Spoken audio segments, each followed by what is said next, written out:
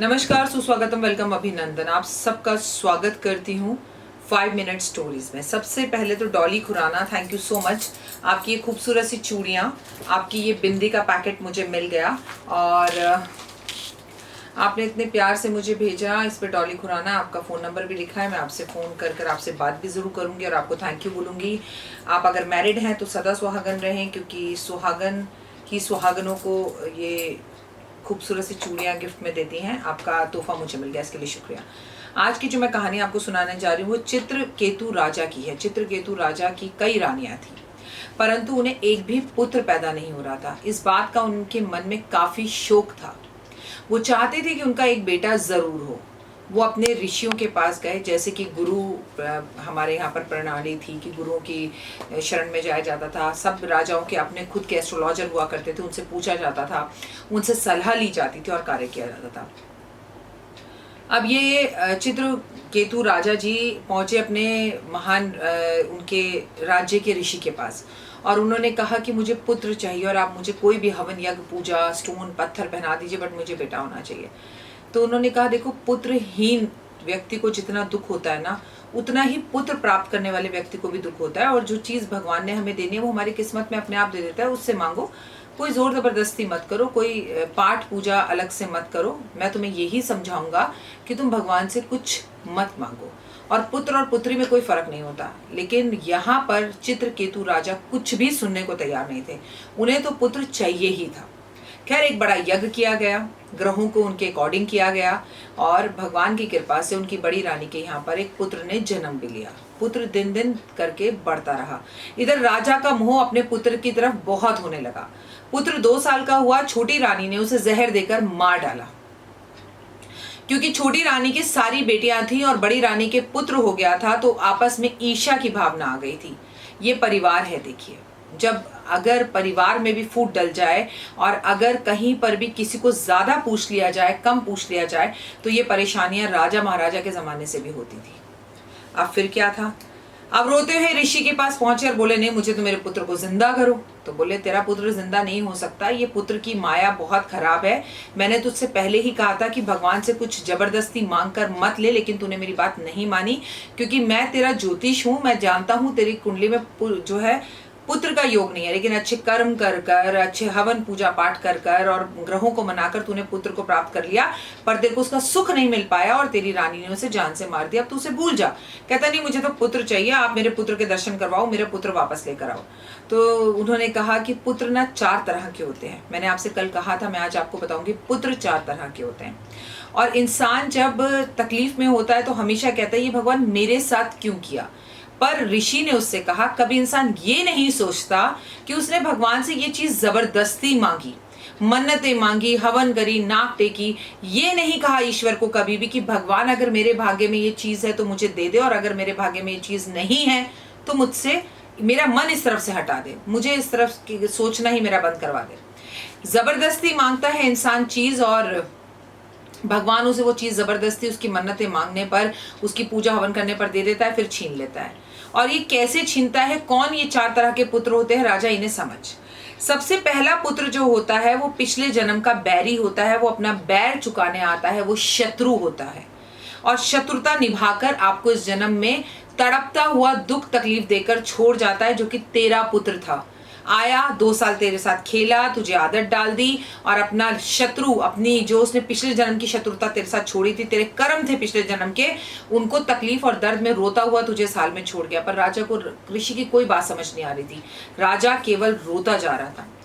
दूसरे तरह का पुत्र जो होता है वो ऋण चुकाने के लिए आता है, अपना हिसाब किताब करने के लिए आता है। जीवन भर आपके साथ हिसाब किताब करता है और आपको हिसाब किताब करता हुआ छोड़कर चला जाता है। जीवन भर का दुख आपको दे जाता है। ये होता है ऋण चुकाने वाला पुत्र, जिसका तूने पिछले जन्म में ऋण लिया हो, किसी से उधार लिया हो और तूने उसके पैसे चुकाए ना हो। ऐसे बच्चे पे आप खूब पैसे खर्चोगे, उसको कॉलेज सब करवा दोगे और अंत में वो बच्चा मर जाएगा। ऐसा बच्चा अपने पिछले जन्म का ऋण चुकाने आया होता है। जितना पैसा तूने पिछले जन्म में उसे उधार लिया होता है, उसे वापस नहीं किया होता, उतना उसके ऊपर पालन पोषण में और भरी जवानी में वो बच्चा चला जाए तो वो अपना ऋण चुकाने आया होता है। इस कहानी को ना बहुत ध्यान से समझना, इसलिए ये समझिएगा इस जन्म में की हुई शत्रुता, इस जन्म में की हुई आपकी दुश्मनी, इस जन्म में लिया हुआ किसी का ऋण, अरे चुका देंगे, क्या फर्क पड़ता है, वो अगले जन्म तक आपका पीछा नहीं छोड़ेगा। तीसरा पुत्र होता है उदासीन पुत्र। ये पुत्र आता है और पैदा होते ही माता पिता का डाइवोर्स करवा देता है, उन्हें अलग करवा देता है। किसी ना किसी की व्यक्ति के जन्म जीवन में तुमने कोई उदासीनता फैलाई होती है, तुमने कभी ब्रेकअप किया होता है, कभी किसी की जिंदगी में किसी के दुख का तुम कारण बने होते हो, वो आपकी जिंदगी भर का दुख आपको देकर चला जाता है और कलंक लगा के माता पिता को अलग कर कर जिंदगी भर के लिए आपकी जिंदगी से आएगा, माता पिता का डाइवोर्स कराएगा और खुद भी मरकर चला जाएगा और जिंदगी भर का आपको गम दे जाएगा। पिता अलग तड़प रहा होगा, कहीं माँ अलग तड़प रही होगी, कहीं आया और आपकी शत्रुता निभाने के लिए आप दोनों को अलग कर दिया। इसीलिए दो प्यार करने वालों को कभी अलग करने का कार्य आप ना करें, वरना ये कर्म आपको अगले जन्म तक भुगतने होंगे। अब ऋषि ने कहा चौथे तरह का पुत्र होता है जो सेवक पुत्र होता है, वो सेवा करने आता है। आपने गाय की सेवा करी, कुत्ते की सेवा करी, अपने माता पिता की सेवा करी, जन्मों जन्मों की सेवा करी, ऐसा पुत्र सेवा करने आया होता है और ये सेवक पुत्र होता है। ये जिंदगी भर बुढ़ापे तक अपनी बीवी से 10 गालियां सुन लेगा, लेकिन आपकी सेवा करता हुआ हमेशा रहेगा। अब आपके घर में आपके पुत्र भी आपकी सेवा करें, ये निर्भर करता है आप पर। आप कहते हैं ना अक्सर ये मेरे साथ क्यों होता है, खैर मैं आपकी बातें बाद में करूंगी। अब ऋषि के आगे जो है चित्रकेतु राजा रोकर पैरों में गिरकर बोले मुझे कुछ नहीं सुनना ये सब, मेरा पुत्र लाओ। ऋषि ने कहा ठीक है, तू मुझसे फिर जिद कर रहा है, तेरा दिल फिर टूटेगा, लेकिन क्योंकि मैं तेरा ऋषि हूं, मैं तेरे यहाँ का ज्योतिष हूं, मैं फिर करता हूं। उन्होंने अपनी आंखें बंद करी, अपनी आत्मशक्ति से उस बच्चे की आत्मा को बुलाया। वो आत्मा सामने आकर खड़ी हो गई और बोले बेटा मिलो, ये तुम्हारे पिता हैं, इनसे मिलो।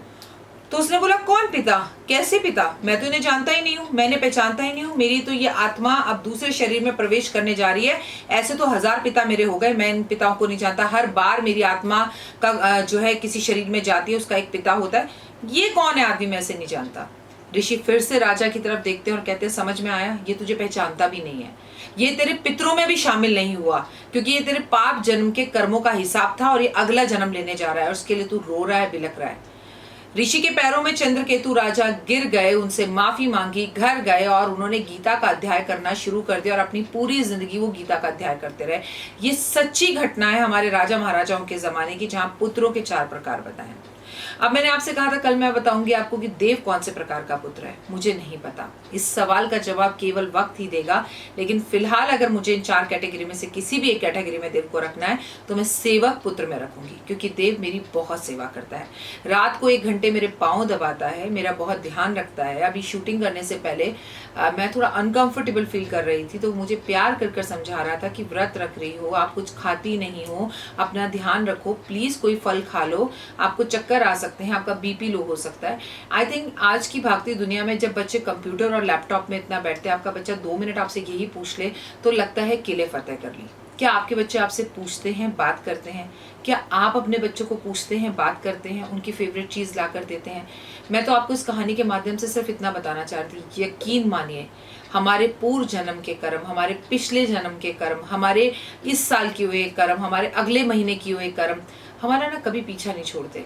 तो फिर जब हम ये जानते ही हैं और ये हमारी ज़िंदगी पर इतना इफेक्ट डालते ही हैं, तो why don't we do something good, कुछ अच्छा क्यों नहीं करते?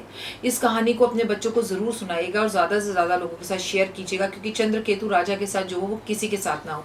ज़बरदस्ती मन्नतें नहीं मांगिए, ईश्वर से सदैव ये कहिए अगर ये मेरे भाग्य में है, सरकारी नौकरी, प्यार, इश्क, मोहब्बत, घर या कुछ भी, तो भगवान मुझे ये दिलवा दे बाय हुक और बाय कुक, और अगर मेरी किस्मत में नहीं है तो मेरा मन कहीं और लगा दे। ये आज का फलसफा था, ये आज का सबसे महत्वपूर्ण शिक्षा थी आपके लिए। फिलहाल मुझे दीजिए इजाजत, अपना और अपनों का ध्यान रखिएगा। सावन की हार्दिक बधाई। व्रत कैसे चल रहे हैं, चप्पल छोड़ी है, जितना कर सके उतना करिए, जो नहीं हो सके वो मत करिए। आप दिन में 2